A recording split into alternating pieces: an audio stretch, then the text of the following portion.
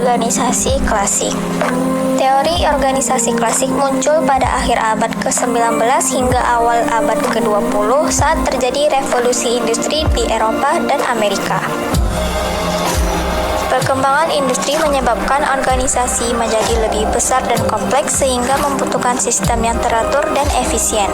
Faktor-faktor yang melatar belakanginya yakni: pertama, revolusi industri. Pabrik dan produksi besar membuat organisasi lebih kompleks sehingga dibutuhkan aturan dan sistem kerja yang teratur. Yang kedua, efisiensi dan produktivitas. Perusahaan ingin menghasilkan lebih banyak dengan biaya dan waktu lebih sedikit. Yang ketiga, pertumbuhan organisasi besar. Perusahaan dan pemerintahan berkembang sehingga perlu struktur, pembagian kerja, dan administrasi yang jelas. Keempat, koordinasi dan pengawasan. Banyak pekerja membuat pengawasan sulit sehingga dibutuhkan hierarki dan aturan formal. Struktur organisasi klasik ada 4. Yang pertama yaitu hierarki, yaitu sistem penyusunan atau pengelompokan sesuatu secara bertingkat atau berjenjang, di mana setiap tingkat memiliki posisi, peran, kekuasaan atau nilai yang berbeda. Yang kedua yaitu spesialisasi, yaitu proses atau keadaan ketika seseorang, kelompok, atau bagian dalam suatu sistem memusatkan perhatian dan keahlian pada satu bidang atau tugas tertentu, hingga menjadi lebih terampil dan ahli di bidang tersebut. Dan yang ketiga yaitu sentralisasi, yaitu sistem di mana wewenang dan pengambilan keputusan dipusatkan pada satu pihak atau tingkat tertinggi dalam suatu organisasi atau pemerintahan. Dan yang keempat, formalisasi, yaitu tingkat sejauh mana suatu organisasi memiliki aturan, prosedur, dan pedoman kerja yang tertulis dan harus diikuti. Kritik teori organisasi klasik.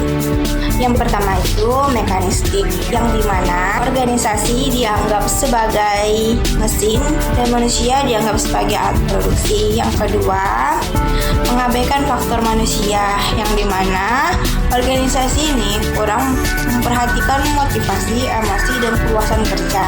Yang ketiga, birokratis, yang dimana penekanan pada aturan, hierarki, dan prosedur yang kurang fleksibel.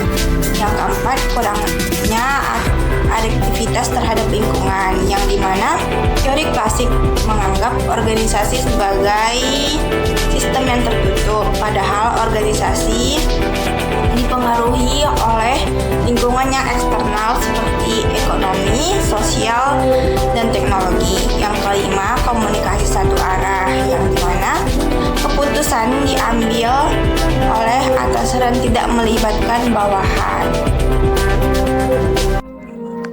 Contoh instansi pemerintahan.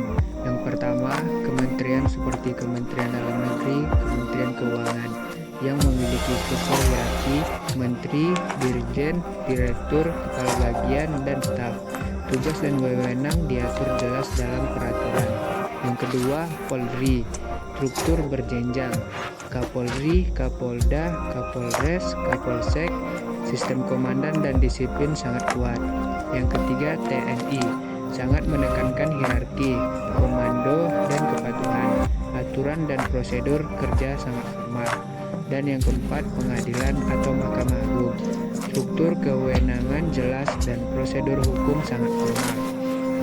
Selanjutnya yaitu 3 pemikiran para ahli. Yang pertama itu Max Weber, teori organisasi menekankan pada rasionalitas, legalitas, aturan tertulis, dan hierarki. Yang kedua itu Henry Fayol, teori administrasi fokus pada prinsip manajemen umum dan fungsi administrasi. Yang terakhir yaitu yang ketiga Henry Taylor, manajemen ilmiah menekankan pada metode kerja ilmiah dan efisiensi di tingkat nasional.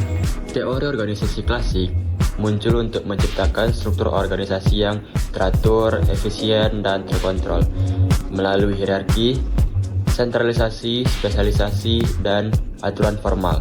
Tokohnya seperti Weber, Fayol, dan Taylor. Meski membantu efisiensi, teori ini kurang fleksibel dan kurang memperhatikan faktor manusia. Penerapannya terlihat pada kementerian, Polri, dan pengadilan.